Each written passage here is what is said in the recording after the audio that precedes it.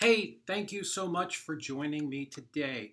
So today what we're going to talk about are wholesale contracts and how to fill them out correctly. So by now you've gotten a copy of our contracts, our buying contract and our selling contract.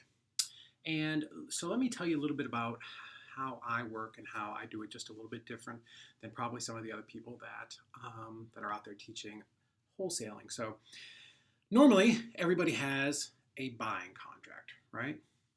Very simple between you and the seller. Okay, super straightforward.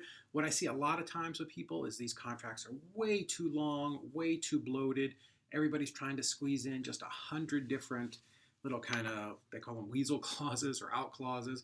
And a lot of it's just not necessary. And what happens with those long contracts like that is you make a seller very, very nervous, right? So what I like to tell people is, hey, so here's what we do. We're an investment company. We buy properties, but our contract is very simple. It's a one-page contract.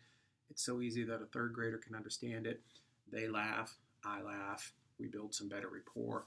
We strengthen that bond between us, and so that doesn't make them nervous that there's just a bunch of stuff in there that they're going to miss, and that I'm just trying to screw them somehow and take advantage of them. So, also I know as an investor, when I buy and sell off of the MLS, seeing those 15-page contracts it's crazy because I'm always looking for that one check mark that's going to change the deal. So one-page contract, very super easy. Puts everybody's mind at rest, right? So everybody has a buying contract. Ours is one page, super easy. Now, what a lot of people will teach you to do is, because we are doing wholesale assignments, right? That's technically what we're doing. So you have your buying contract, and then you have an assignment contract where you're assigning your contract to the end buyer, right? Nothing wrong with that. That is okay. But here's where you can start to have a problem. When you have an assignment contract, a lot of times it will say, hey, David Olds is assigning his contract with Betty Sue for $50,000 to John Smith for an assignment fee of $10,000. Okay, and what happens is sometimes John Smith is like, oh, Davy boy, 10 grand, that feels like kind of a lot, kind of a big assignment for what you've done here. I don't know if I want to pay that. I only want to pay 4,000. I only want to pay 5,000 or 2,000, right? So now what happens is you're negotiating your assignment fee.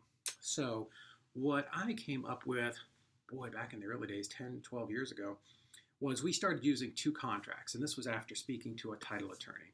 So I've got my buying contract, and then I've got a selling contract between me and John Smith. And it looks almost identical to the buying contract, but they are different.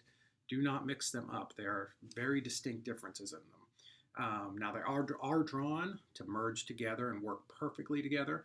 The terms flow throughout, so there's no conflicting terms, right, within the contract. So, but my contract with John, right, John Smith, it's basically the same, and I have the same conversation with John too. Hey, John, so let me tell you about us. We're a property liquidation company. Here's what we do. We sell investment properties to people like you, landlords, contractors, and investors. What I do is we have a very simple one-page contract. It's so easy a third grader can understand it. So you don't have to have a lot of jokes or lines. Just use the same one over and over. So, hey, it's a very simple contract. I'm selling, you're buying. There's a $2,000 earnest money deposit.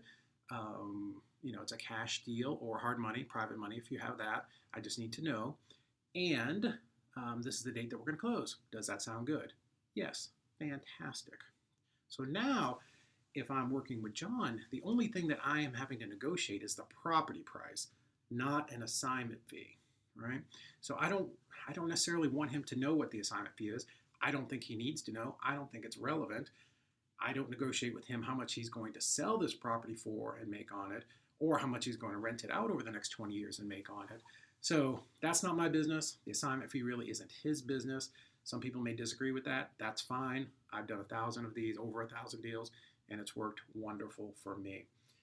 So that's how we do it. That's how I do it, right? So every so often somebody will want an assignment contract. Mainly it's an underwriter, right, at the title company. Some underwriter with First American or Old Republic is going to go, hey, we want an assignment contract. So I'm going to show you when we get into the contracts.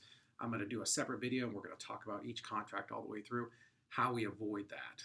It's really pretty clever. But just to wrap up here, and we'll start getting into the other videos. One, these are going to be your contracts for you to adjust, make them your own if you want, right? You should always have them looked at by a title company or an attorney. I'm not here to provide you with legal advice.